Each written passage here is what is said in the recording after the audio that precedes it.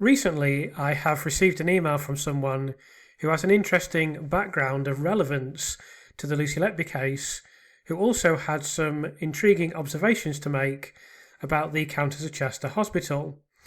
Now, I must say that I receive a lot of emails from a large number of interesting people, and it's not always possible for me to share these. In this instance, this individual did not want to come on camera or to share her name, which is absolutely understandable, but she has given me permission to share her thoughts. So in this video, I will read out her words and also provide some background and supplementary material. Rather than put her words up on the screen, I'm also going to have a tour of the old neonatal unit, the Countess of Chester, playing in the background.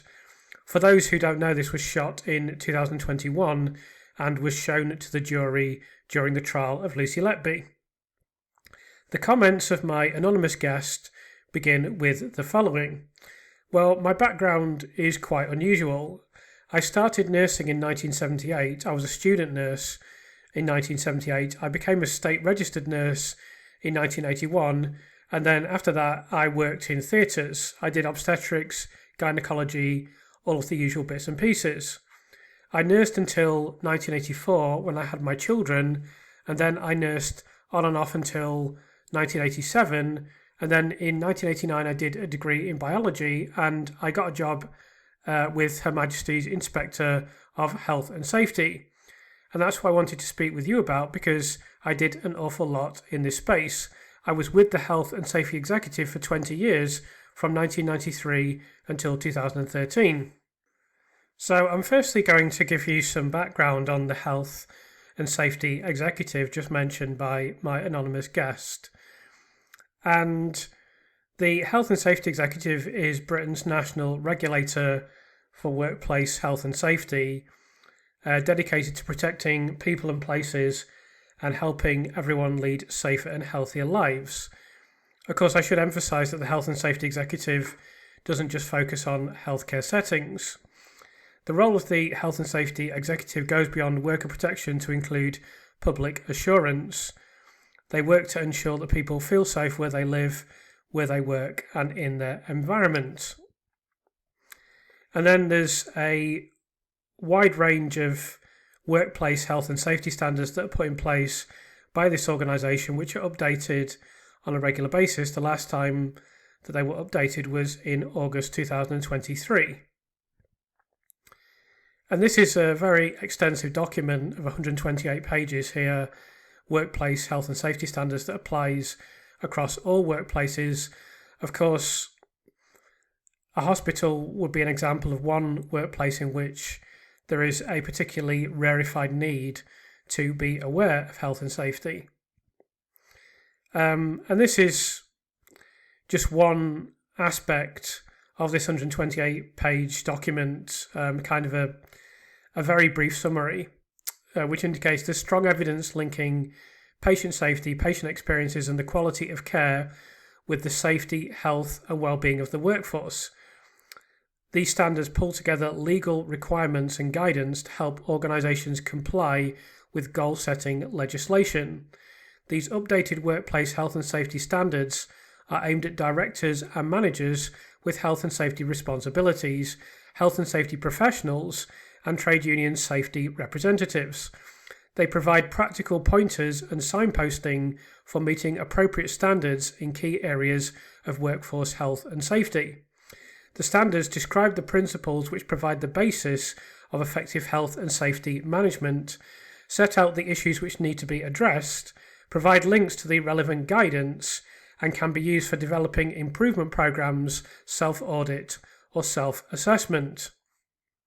So as you can see, this person has a 20-year background working for the Health and Safety Executive and dealing with these sorts of issues. So even before we really get into her comments, I'm sure you can begin to see how this may be relevant for the much maligned Countess of Chester.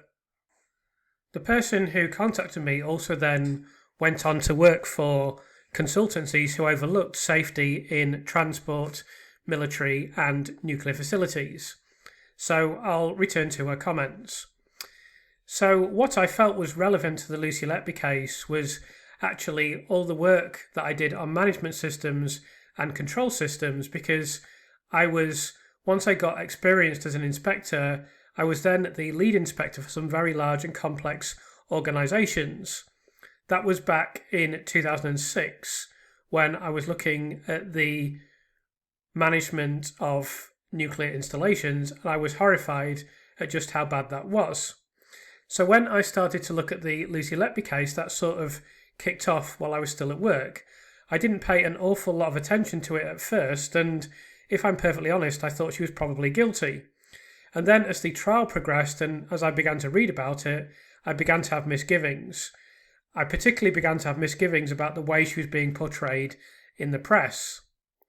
One of the other things was that I was for many years a shop steward, so I would help people who had been accused of things sitting in disciplinary hearings and this sort of thing. I began to look at that and I thought, I'm not happy with the way she's being portrayed.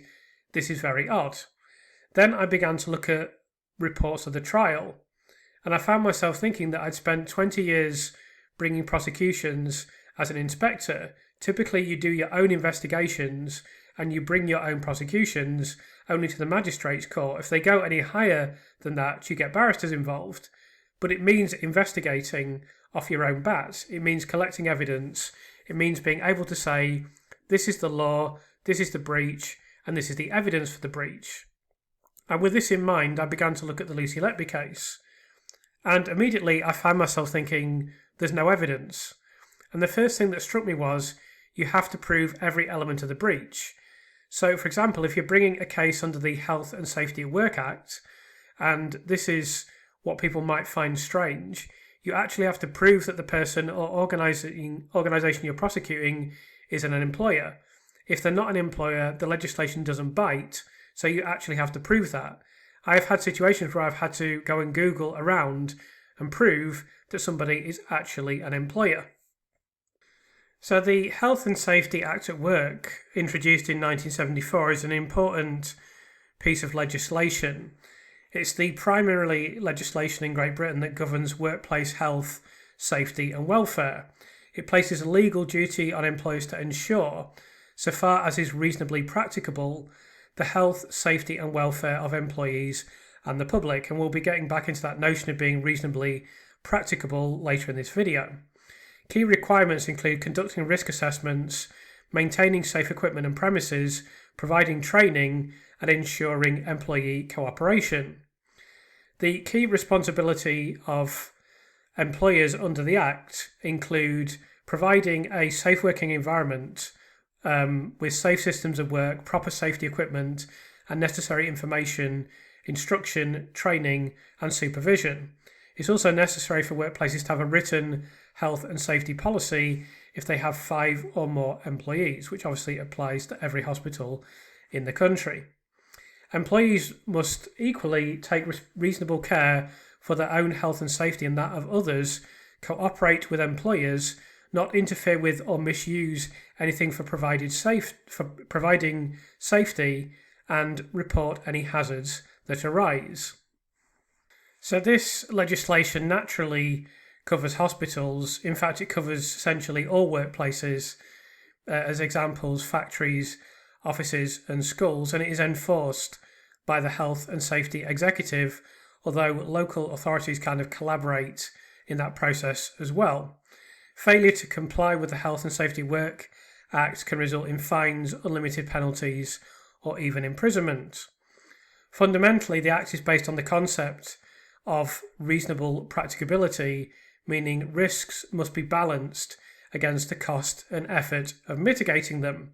This covers various areas including mental health, physical safety, and fire. Now, when we look at the Countess of Chester, what we know about the hospital indicates that risks and problems that were very evident on that unit would comfortably come under the concept of reasonable practicability. Like the most obvious one would be sewage or the sanitary conditions. Now, it's obvious that they couldn't make the argument that, we couldn't afford to address this, so we didn't, and that would be accepted. They obviously could and indeed should have addressed that, and that would also apply to other problems that they had on the unit, specifically the lack of space.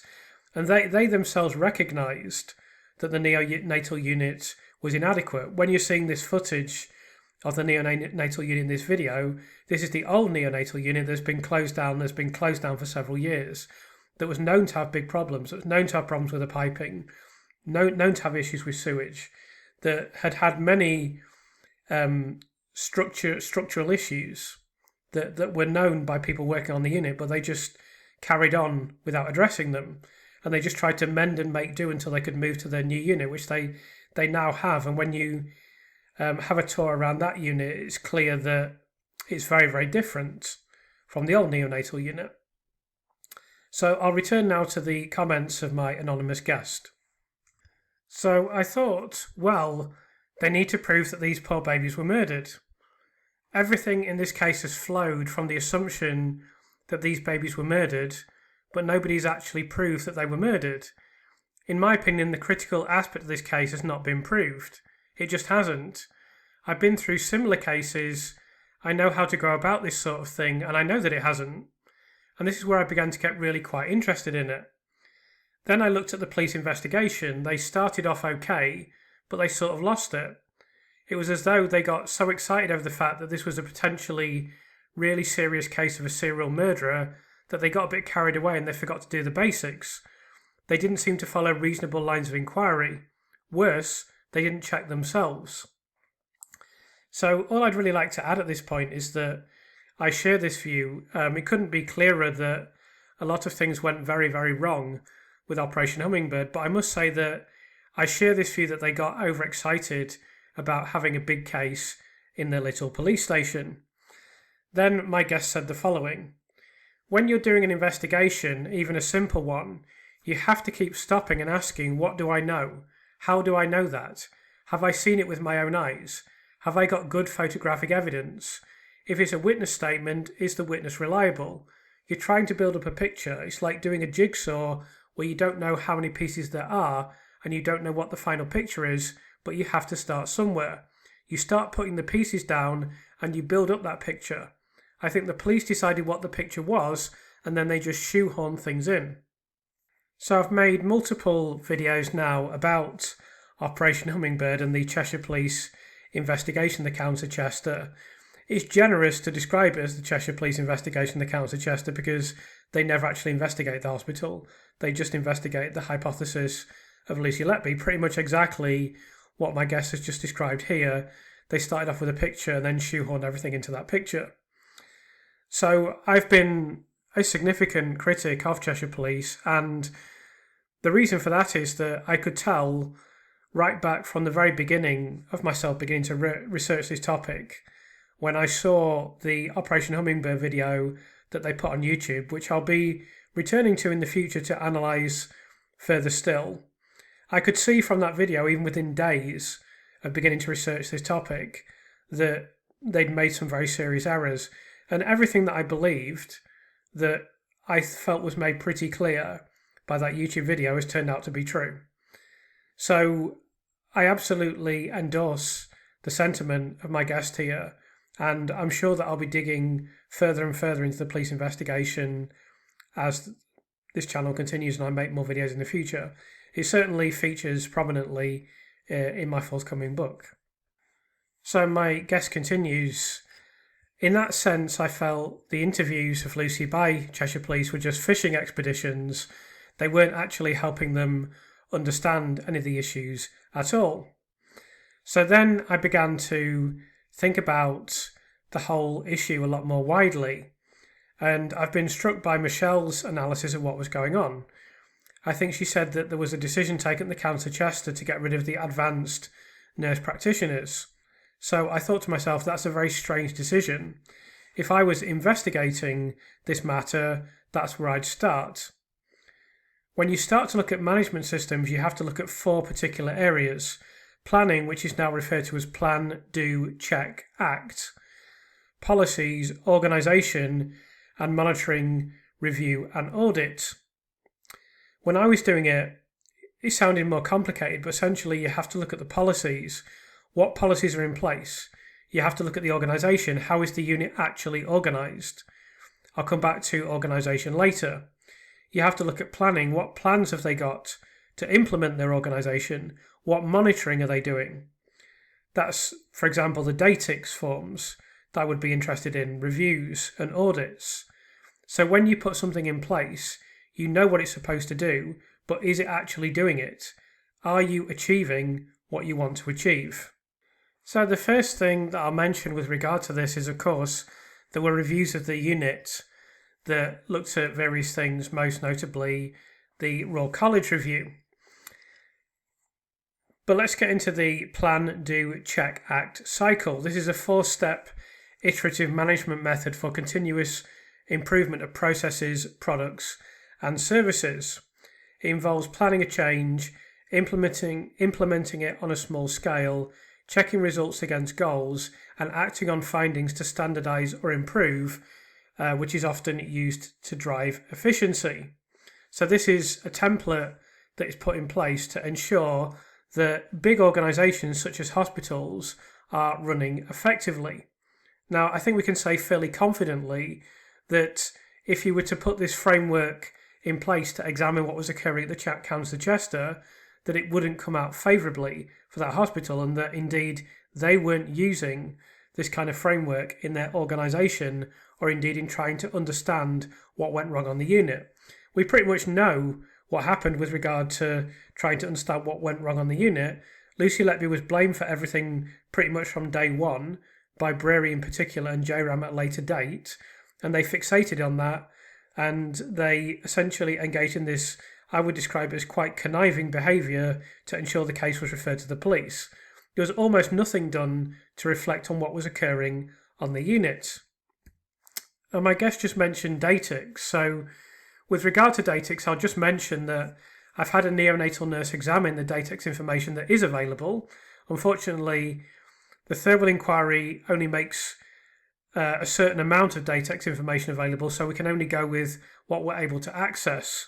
But this nurse, experienced and qualified neonatal nurse, concluded that Lucy was the most thorough and professional person on the unit when it came to Datix, and this is indeed reflected in comments from nursing managers who worked on the unit at the time and had noticed this themselves.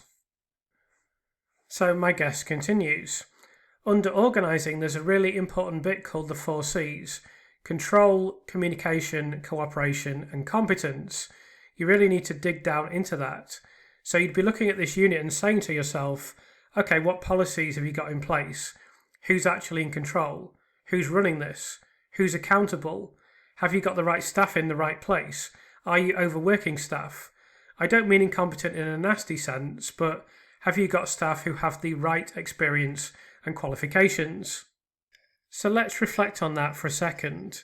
Firstly, in terms of who is actually in control on this unit, it's clear that there was a power struggle with the consultants wanting to take control of the situation and the executives having to fight them, essentially trying to contain them.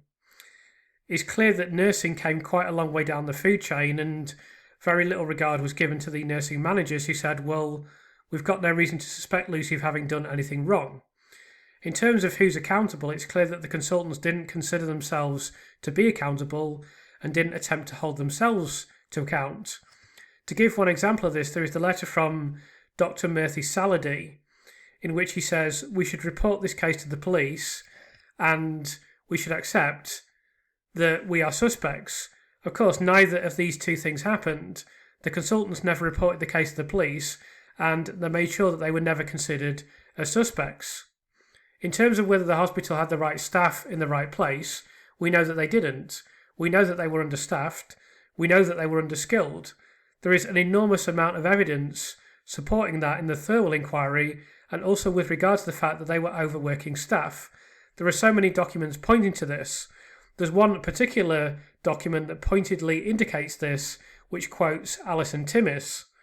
And then it's also clear that they had a deficit of qualifications and experience on the unit, and that they had staff that were not up to the job, and then they were also recruiting part-time staff, temporary staff.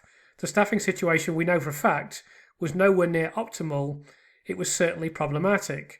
So if you put all of these things together, these are all things that the health and safety executive would be looking at. And for almost every point that's raised by my anonymous guest, there would be issues that would cause concern. So when you put all those things together, it's like any mixture, it becomes more intense. So in those comments, my anonymous guests raised this concept of the 4 C's: control, communication, cooperation, and competence. She stated that there's a real need to dig down into these things. I'm going to read to you from this document that is from the Health and Safety Executive. Then I'm going to reflect on the relevance of this to the Countess of Chester Hospital, considering what we know about the neonatal unit. Control. There are 3 key aspects to establishing control over safety in the workplace. Take overall responsibility. Employers need to take responsibility for safety and demonstrate their commitment.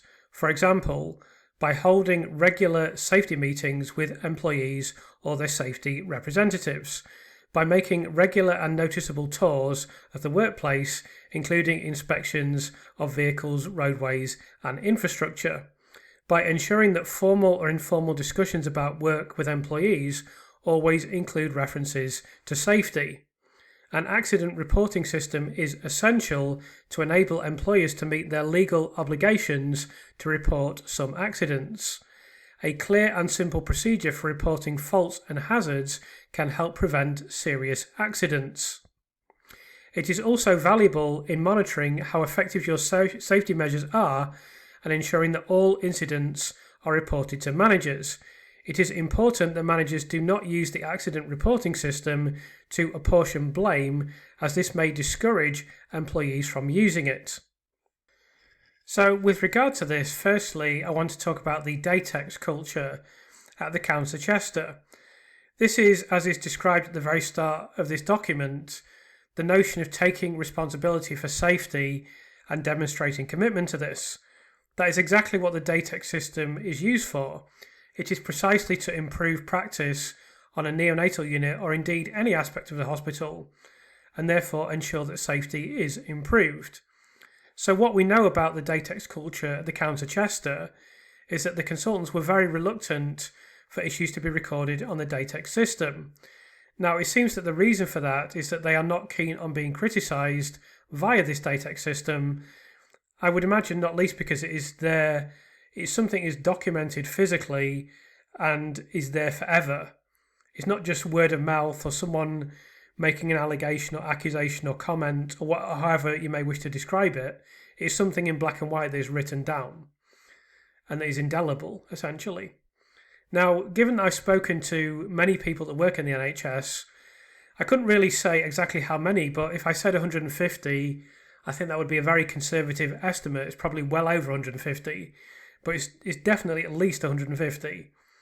And it's been persistently, I'd say almost universally communicated to me that this is actually very typical Datix culture, and that although in principle hospitals should use the Datix system constructively, often the hierarchical nature of the NHS system and the power dynamics at play mean that completing Datix entries would require some of the more powerful people on the unit to be criticised, and they just simply do not welcome this.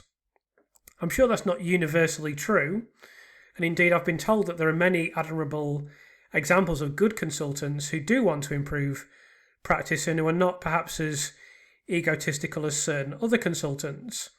However, it's clear from what I've heard that there are major problems with the Datix culture more broadly in the NHS, and this definitely applies to the Countess of Chester, where it's explicitly stated that there were problems with the culture on the unit. Now, Dr. Stephen Breary contested this, but Dr. Stephen Breary contested a lot of things at the Countess of Chester, and many of these were indeed not particularly accurate. So I can easily believe that the consultants wouldn't accept any form of criticism and didn't welcome nurses completing Datexes and so on, which is deemed a critical aspect of this very first element of the 4 C's as it's described, which is part of this Health and Safety Executive Initiative.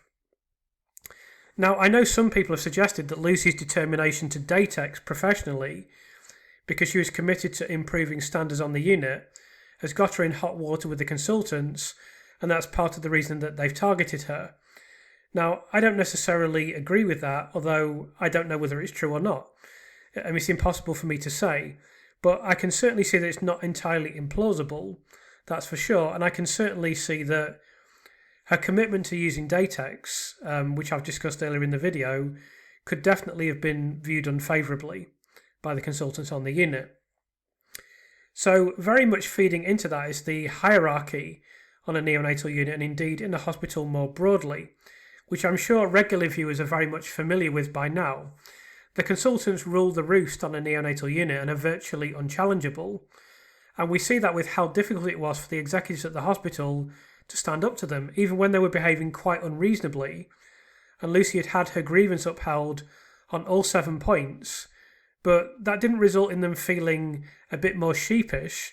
If anything, they felt emboldened by that. They felt they had to speak out and they had to get what they wanted. And obviously, as we've discussed previously, I feel Lucy didn't handle this correctly from a political perspective, and that she should have gone for constructive dismissal, and there was no way she should have gone back on that unit. I understand why she wanted to. I understand there may have been a financial incentive. I understand she's an honest person and she wanted to be proved honest and reliable and proved to be a good nurse. I understand all of those things, but once you've been accused of murder, you cannot go back into that workplace again. Just in principle, you should never do it, but also in a practical sense, you're making yourself very vulnerable. I mean, imagine if she'd gone back to work and there'd been another death, for example, and she'd been on duty. Immediately, the finger will be pointed at her. And I've never worked in a hospital, but I know what gossiping is like in most workplaces. It wouldn't look particularly good for her, and we know there were already horrible nicknames going around. We know people were engaging in speculation. We know accusations were made. We know Dr. Jim McCormack said something extreme in a meeting. There's probably all manner of gossip as well that we don't even know about. So Lucy made a political mistake there, but unfortunately the whole horrible debacle of what occurred in the neonatal unit is indicative of this hierarchy that exists within these hospitals, and that is a barrier to achieving what is described in this document. Now, for people who know a lot about this case, I'm sure when I was reading through this document and I read the points, the bullet point, by making regular and noticeable tours of the workplace, including inspections, etc., etc., I'm sure that didn't escape people's attention who know this case. Of course, the consultants were strongly criticised for failing to have regular ward rounds. This was way, way below what would be expected, with only 1 or 2 happening per week, compared to the at least twice daily that should be expected. Now, it's clear that this can cause massive problems with monitoring, and we also know that the monitoring of infants is just so important on a neonatal unit, particularly when there are premature infants, and particularly when there are vulnerable infants, and especially when there is an incredibly large proportion of multiple births in a very small period of time. And then on the Countess of Chester, you have those 3 things together. We also know that none of these children were stable. None of them. I've got a very important quote from someone very significant confirming that none of these infants were stable or should be considered stable in my book. And then obviously some were less stable than others, to say the least, facing very serious health problems from birth. So therefore the monitoring of these infants becomes even more important. Then on top of that, we know that neonates can collapse very, very quickly. That's just a fact. That's a known fact anyway. But when I've spoken to neonatal nurses, they've said these infants collapse so quickly. 1 minute it seems that they're fine, and then the next minute they can be sadly on the verge of death. So that makes the ward rounds even more important. And of course it's the monitoring where you spot all the subtle signs of decline and deterioration that were never spotted on this unit. And if you're relying on registrars, what are referred to as registrars, junior doctors essentially, they don't really have the experience. I'm not in any way knocking their ability, and many of them will go on to be fine doctors, quite possibly, but they're inexperienced, just as Lucy was inexperienced, yet put in a position of seniority on the unit. So the point here made about the importance of making regular and noticeable tours of the workplace please bear in mind they're talking about all workplaces. They're not just talking about neonatal units, they're talking about workplaces in which there are far less risks than on a neonatal unit, and which are far more readily associated with life or death circumstances, let alone in a neonatal unit where the infants literally will not survive if they're not in a neonatal unit. So if they're not treated adequately, they will die or at the very least collapse. And that's why ward rounds are so important. And we know from the Care Quality Commission document from 2026, even though it's a very weak document, the Care Quality Commission didn't do a particularly good job, we know that other units at the Countess of Chester were engaging in an adequate number of ward rounds. So there's no reason for the neonatal unit not to be doing it. There's no reason for the neonatal unit not to know about it. I suspect the reason they weren't doing it was due to short staffing and having to cover other things due to the essentially fundamentally inadequate nature of what was going on this neonatal unit. And they knew they had problems, they knew they had staffing issues, they knew they had space, they knew the unit itself was out of date, they knew about the sewage, they knew about the sepsis, all of these things that we've discussed, and they just hoped that they could see things off until the new neonatal unit was available. So then the next thing is this accident reporting system. Now, that can quite obviously refer to the Datix system, but also we know that the consultants on the unit would get together and discuss things rather than immediately reporting incidents. This is recorded, again, in the Thirlwall documents, in common with so many other things, which is why Thirlwall seem reluctant to continue with their so-called inquiry at this point. So that's obviously very serious. I mean, it says here, employers must meet their legal obligation of reporting accidents. Now, this is a workplace, a hospital, in which you're not really talking about accidents, you're talking more about incidents, where there can be all manner of things that occur on the unit that have life or death significance. And for consultants to be reluctant to report those things and to group together to kind of decide almost strategically and politically how they're going to report them is obviously deeply inadequate and deeply inappropriate, I would say. And then the last thing that I wanted to mention is this idea of apportioning blame. It is important that managers do not use the accident reporting system to apportion blame, as this may discourage employees from using it. So it's clear that based on the culture that I discussed earlier, based on the hierarchy that exists in this unit, based on the fact that the consultants don't like reporting incidents because it seemingly makes them look bad, it's pretty obvious that nurses who are at the coalface, who are the eyes and ears of the unit, it's pretty obvious that they may be discouraged from using the Datix system. So it's perhaps not surprising that Lucy was identified and recognised as being the most professional person when it came to Datix, and that a lot of that is just down to her personality that I know a little bit more about, having spoken to someone who knew her quite well, and I've reported some of what she told me in my book. I couldn't get everything in there because there's only so much space, but I've managed to get the key things in there and certain revelations that no one knows about at this point in time. So because of Lucy's character, she is determined to ensure that the unit runs professionally and that she uses the Datix system. But if you don't have a healthy culture, then as is noted here, employees can be discouraged from using it, and then you don't pick up on the mistakes, and that just exacerbates all of the other problems on this unit. So you can see just across these 2 pages, this is just point 1 of control, you can see all of the problems, the array of issues at the Countess of Chester and how relevant this document is. So that's just one of the 4 C's. You can see the second one here refers to allocating specific responsibilities. So a clear allocation of responsibilities is needed so that everyone understands their health and safety responsibilities. There are various ways of achieving this, for example, by including safety responsibilities in an employee's job description and in contracts with contractors. including safety issues and responsibilities in the induction of new employees or when you get a new supplier, etc., and displaying safety notices or bulletins.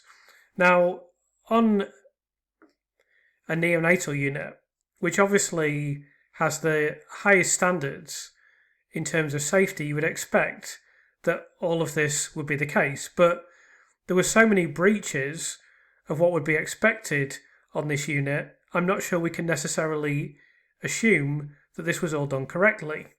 So the most obvious breach would be that no one addressed the sewage issue and the sanitary conditions on the unit. That was just a mend and make do attitude, and it was brushed under the carpet essentially. That's the first thing.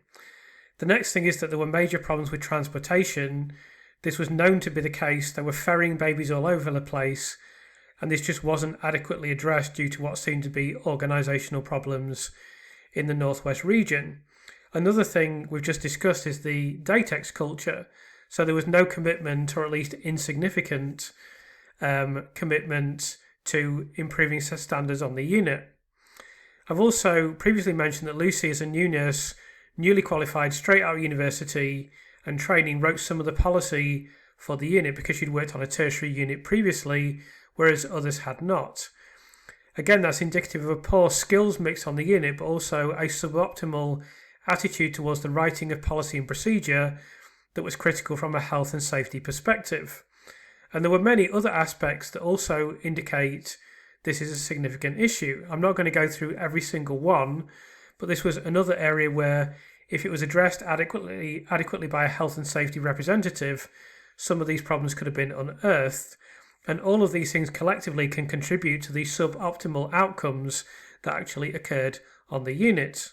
So the next thing is enforcing compliance. Management needs to ensure that everyone at work is held accountable for his or her actions, primarily through supervision, and that there is some form of penalty if they fail to comply. Supervision is an essential part of monitoring safety at work. The level of supervision should reflect how serious the risks are and how competent employees are to avoid them. Even where risks are low, some supervision will always be needed. The employer, manager, etc. will usually need to have a clear penalty system in case anyone does not comply. For employees, there is usually a disciplinary procedure with the possibility, ultimately, of dismissal. For contractors, there may be financial penalties and/or the termination of their contract. Allowing specific people to operate certain vehicles or to undertake vehicle-related activities such as maintenance can help employers or managers control risks.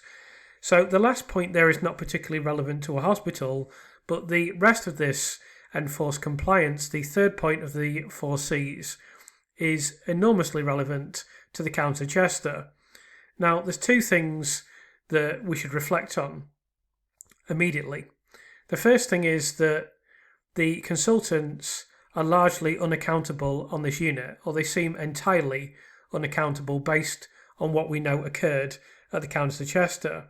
The second thing is, it was suggested that Lucy could engage in supervised practice, but the consultants immediately rejected this. Now, I can't say why they rejected it. I've read comments from people suggesting that they realised that their scapegoat would disappear and then suddenly the spotlight could have shone on them. And that's certainly possible. I don't know if that is the case or not, but all I know is that they absolutely point blank refused to allow Lucy to be supervised. But if we look through these points individually, so we know that they had problems with supervision and monitoring safety. That's quite clear. Again, we've talked about the ward rounds. We've talked about the problems with monitoring on the unit, so I won't go over that again. But the next section where they're talking about having a clear penalty system and there should usually be a disciplinary procedure with the possibility of dismissal and there should be penalties and so on and so forth. So it's very clear again that the consultants were just unaccountable on this unit because they're talking about there should be the possibility of dismissing them. In reality, the Countess of Chester are in no position to do that because they know if we start dismissing people that are working in paediatrics, then we're endangering the entire survival of the neonatal unit.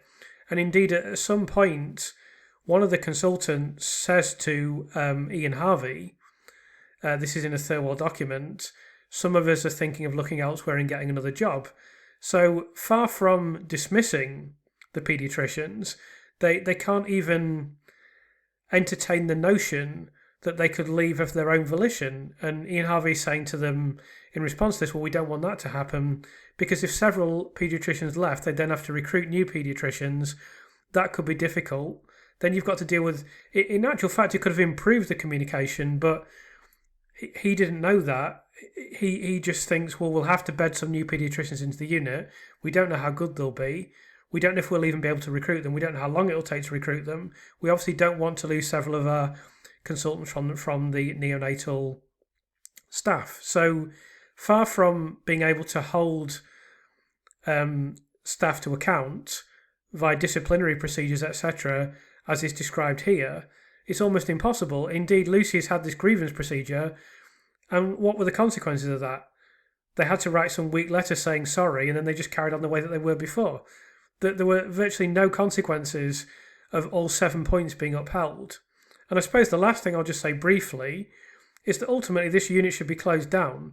If you're talking about compliance, we know this because this is one thing that Dr. Shu Lee and Dr. Dewi Evans agree on. Dr. Shu Lee said if this hospital was in Canada, it would be closed down. And Dr. Dewi Evans said if there's sewage on a neonatal unit, it should be closed down immediately. That's what we would have done in Swansea. So there can be no more profound statement about enforcing compliance than that.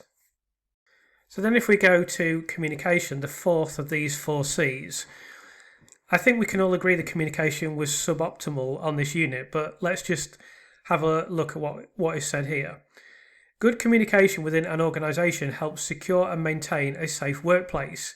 It is important to have strong lines of communication so that everyone is clear about their responsibilities and so that any changes spread quickly across the whole organisation.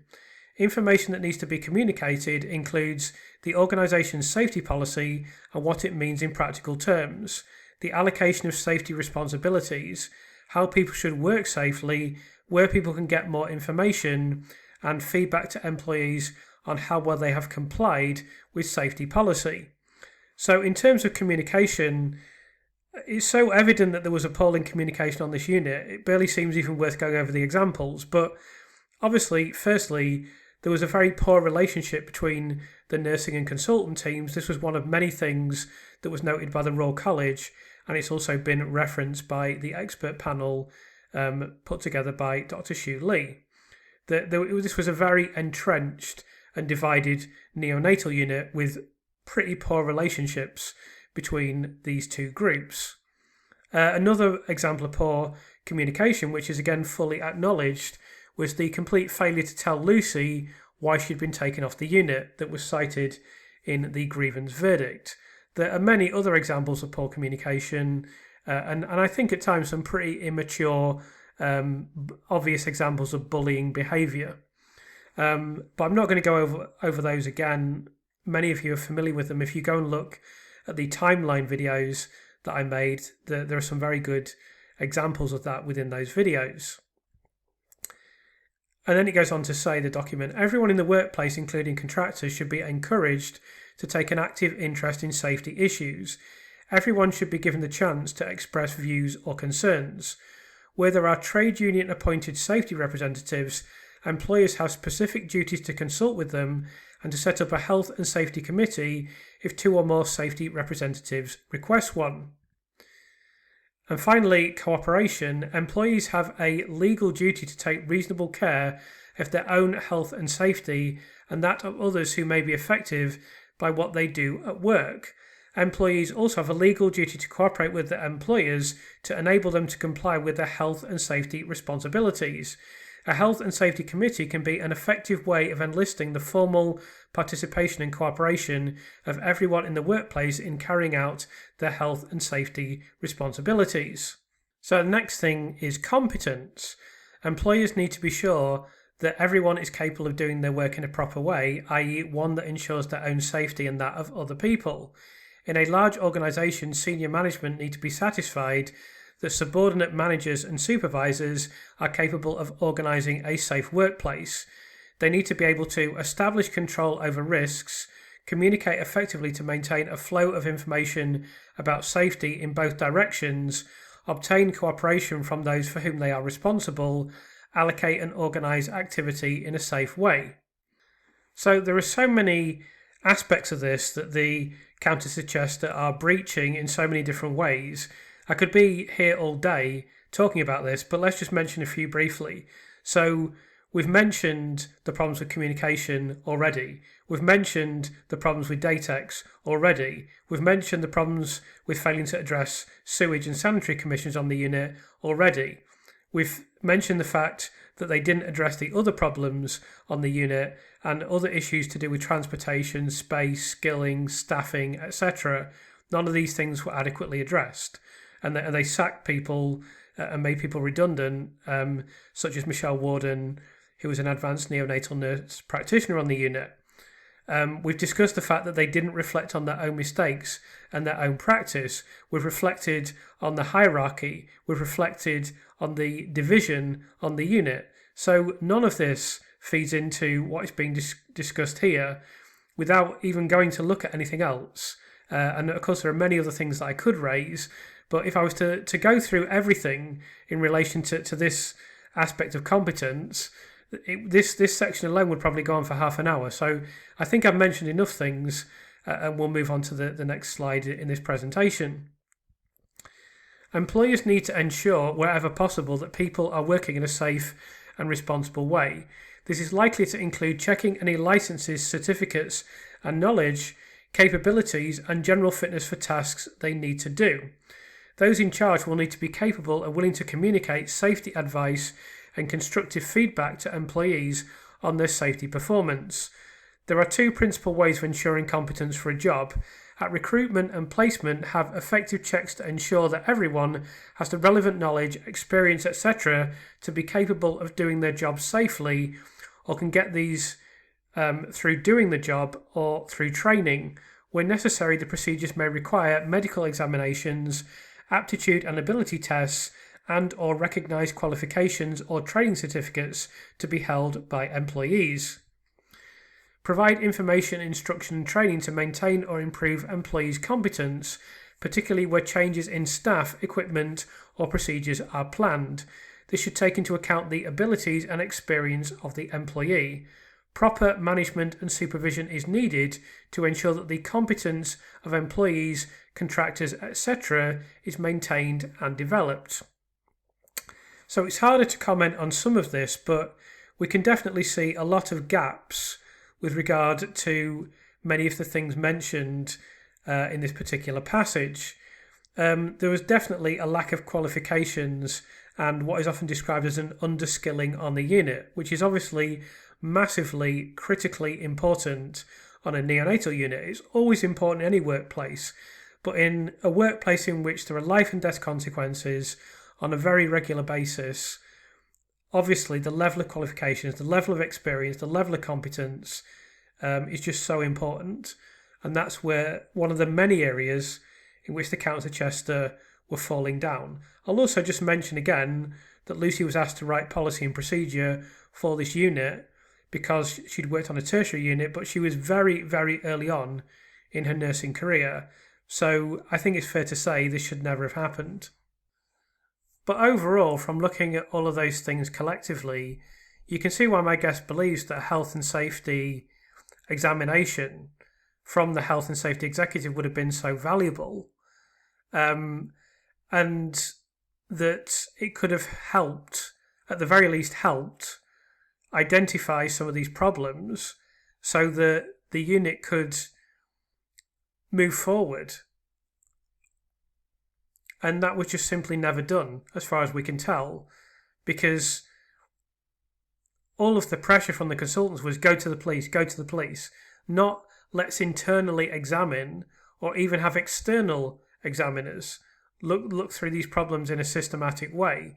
And indeed that they were sceptical about the examinations that were done. Now, there is an argument that the Royal College report wasn't satisfactory in and of itself. But what should have happened was medical bodies should have done an investigation, not the police. And if that wasn't clear at the time, now we know more about Operation Hummingbird, and now we know more about Cheshire Police, we can be absolutely certain that that wasn't the right thing to do. So if the health and safety executive had come into this hospital, we know from these documents that are available what they would have done and what they would have identified and all the problems they would have seen. And they would have said, look, this is why you've got a spike in deaths. So this is why more infants have died than you were expecting. It's because look at this laundry list of problems, the exact laundry list of problems that we now know about from the Thirlwell inquiry and from having world-class neonatologists go through all the notes for all the infants and look at other aspects. And of course, just simply the fact there's no obstetric information and no maternity information in the court case, that's indicative of attitudes and conduct on the neonatal unit, in my opinion. And certainly I know that from having spoken to certain people who are in my book, who I haven't been able to bring onto the channel for various reasons, but you'll read about them in the book. And I'm sure you can see by the number of people I have brought onto the channel, I've mentioned now, both in this video and other videos, quite a number of people that are in the book that have not been on the channel. So I'm sure you can imagine that I've spoken to a lot of people. So I'll return to the comments of my guest now, who's very much echoing what I've just said. These are all the things you need to go through. If you were going to do a big management audit on this, I think you'd find that there's nobody in overall control. And the communication, Dr. Martin Pittman talks about this, the communication is particularly bad between obstetrics and neonatology. God knows what the cooperation was like. It sounds as if there wasn't any. I would seriously query the competence. The idea of a consultant only doing a ward round once or twice a week is a big red flag. On an intensive care unit, you've got to question competence at that point. So I want to go over a few sources that talk about the relationship between obstetrics and neonatology, because this is sometimes questioned. I've no idea why. I mean, it's an utterly stupid thing to say, just shows an overwhelming ignorance. But I'm just going to go over these things just to illustrate this. So you see here the guidelines for perinatal care, the 8th edition, published by the American Academy of Pediatrics. And this sets out perinatal guidelines that set out recommended structures for integrated obstetric neonatal care, including team roles, delivery room preparedness, transport, and high-risk pregnancy planning. This is a academic report, study that's published in 2023, Collaboration between Maternal Fetal Medicine and Neonatology when Counselling at Extreme Prematurity. So in this study, we see the following. Enhanced communication between maternal fetal medicine, obstetrics, and neonatology regarding counselling at extreme prematurity remains an essential element of prenatal consultations. Together, the obstetrician and neonatologist can collaborate to provide timely and synergistic information to affected couples during a dynamic period, combining their expertise to elucidate values and formulate a plan that best supports the pregnant person and partner's goals. Such collaboration can help resolve differing perspectives between specialities, minimise redundancy and inconsistencies, and mitigate the impact of clinician bias. Best practices for joint specialty collaboration include a pre-counselling clinician huddle, contemporaneous counselling by MFM specialists / obstetricians and neonatologists with the expectant parents, or individualised sequential counselling if preferred by the couple, and a post-counselling clinician debrief. This approach can help establish a trusting relationship with families facing possible extremely preterm delivery and optimise the overall counselling experience. Future efforts focused on education research, including a standardised approach to educational curricula among fellowship programmes, should be emphasised. And that's just one element of the relationship between obstetrics and neonatology. The next thing is this perinatal quality collaboratives, improving care for mothers and infants. So this is another document that discusses the relationship between neonatology and obstetrics.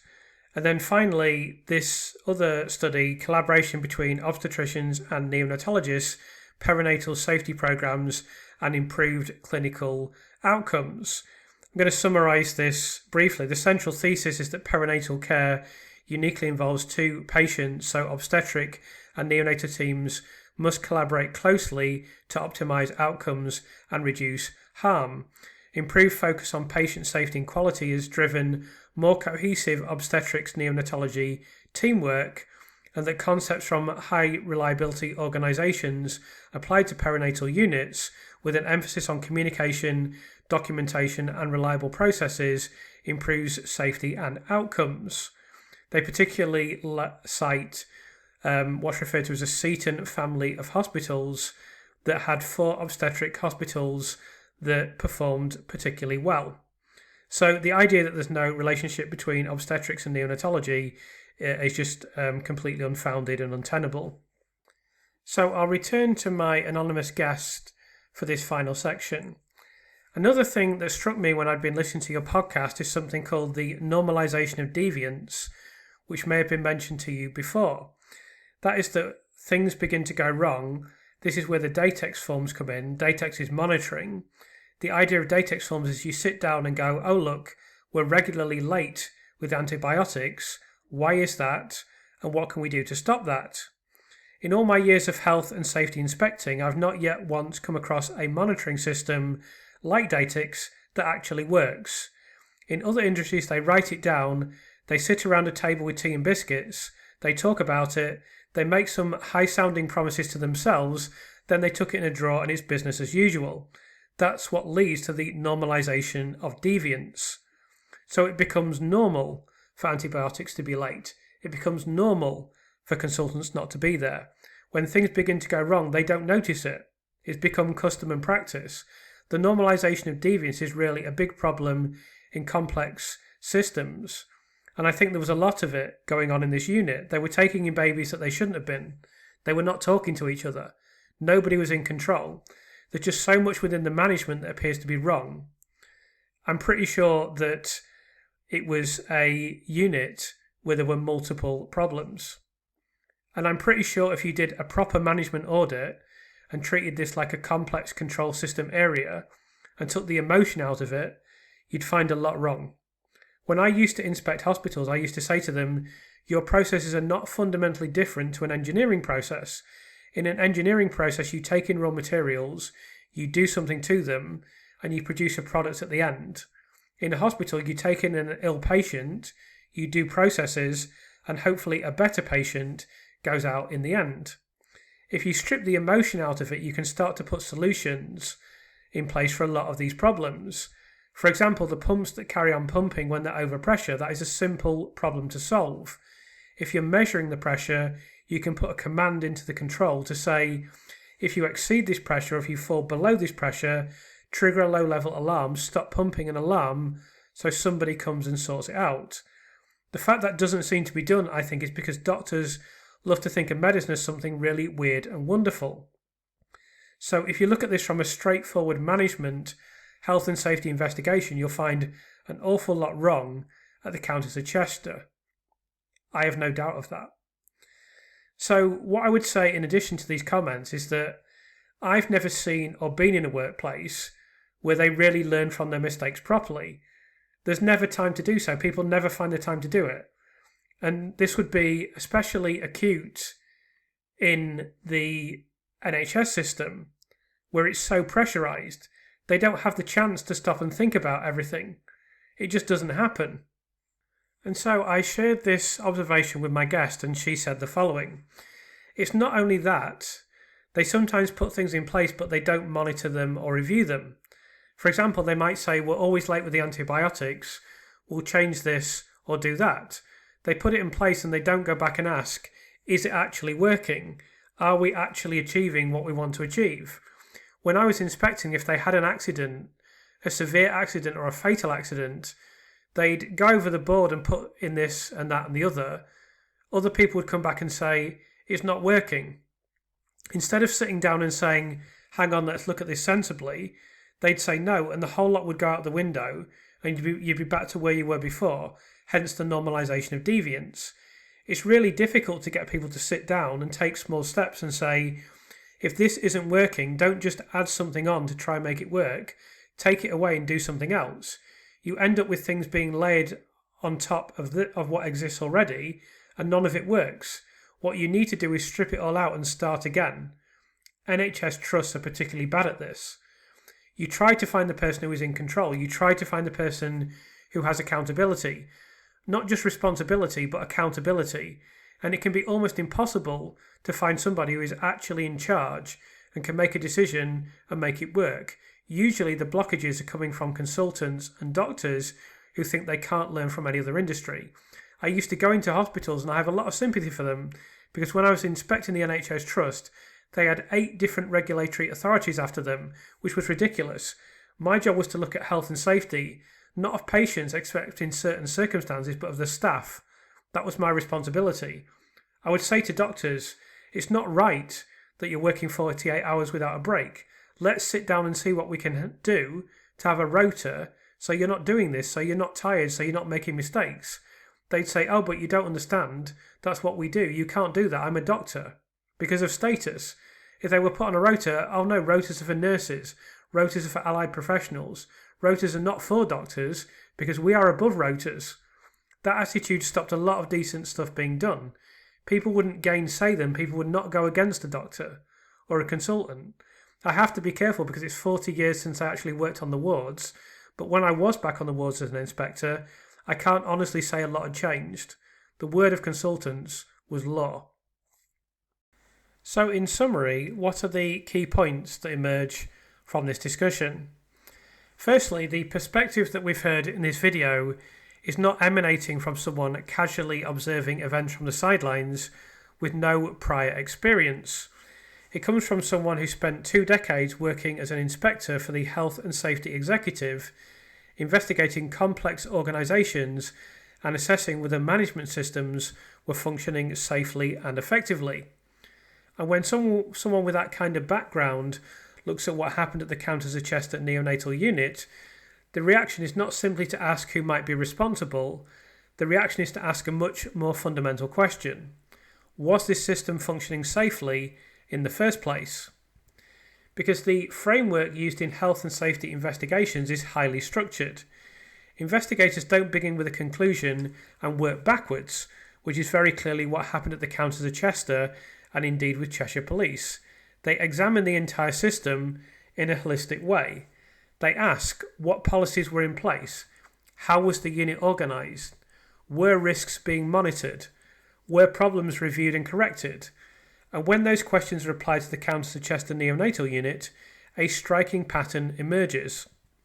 There were numerous structural problems that were already known about: inadequate space on the unit, sewage and sanitation issues, staffing shortages and an underskilled workforce, reliance on inexperienced staff in senior roles, failures in monitoring vulnerable infants appropriately, poor communication and cultural issues. These are not minor problems. In a neonatal intensive care environment where premature babies can deteriorate extremely quickly, systems and oversight are absolutely critical. But beyond these physical and staffing problems, there were also serious questions about management culture. The more that we have learned about the Countess of Chester, the more evident these have become. Health and safety frameworks often examine what are known as the 4 C's: control, communication, cooperation, and competence. Looking at the evidence that has emerged about this neonatal unit, each of these areas seems to have been deeply problematic. In short, who was actually in control of the unit? Communication between doctors and nurses was widely described as poor. There was a fissure between management and the consultant body. Cooperation between obstetrics and neonatology, essential in perinatal care, appears to have been weak, certainly according to people with inside knowledge that I have spoken with. And there were significant concerns about staffing experience, training, and supervision. Another critical issue raised is the concept known as the normalisation of deviance. This happens in complex organisations when small problems become routine. Firstly, a process fails, then an incident occurs, and finally a warning sign appears. But instead of stopping and fixing the problem properly, people become accustomed to it. Gradually, what should be considered abnormal becomes accepted as normal. Late antibiotics become routine. Consultants not being present becomes routine. Short staffing becomes routine. And then poor standards become routine.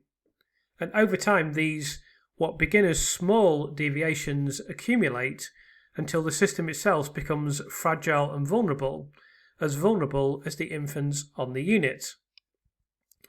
In industries such as aviation, nuclear power, and engineering, this sort of drift is treated as a major warning sign.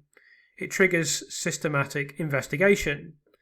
But in this case, and increasingly across the healthcare system as a whole, a full management and safety audit never happened.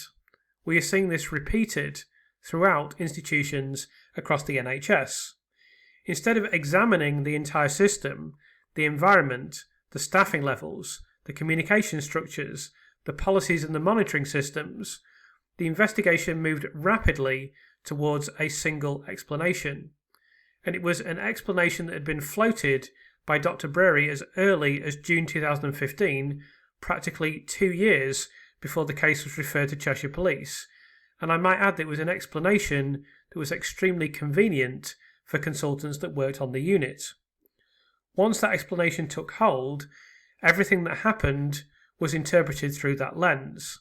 That is the opposite of how complex incidents should be investigated. Investigators should constantly challenge their own assumptions. They should ask 3 fundamental questions. What do we actually know? How do we know it? And is there another explanation? Because in complex systems, especially hospitals, adverse outcomes are rarely the result of a single factor. They are usually the result of multiple weaknesses aligning at the same time, the Swiss cheese model that you've heard numerous experts refer to previously.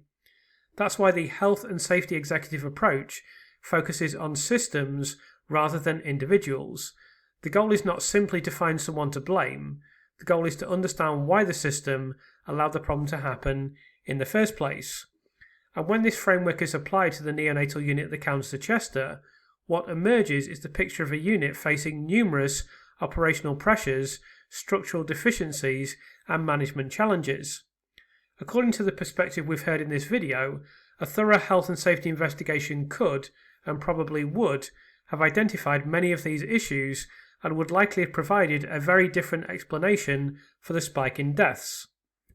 At the very least, it could have highlighted the underlying systemic problems that were already present and which weren't even unknown. We know very well that they were known about from the Thirlwall documents that are now available. Instead, the investigation focused almost entirely on a single hypothesis rather than examine the broader system in which those tragic events occurred.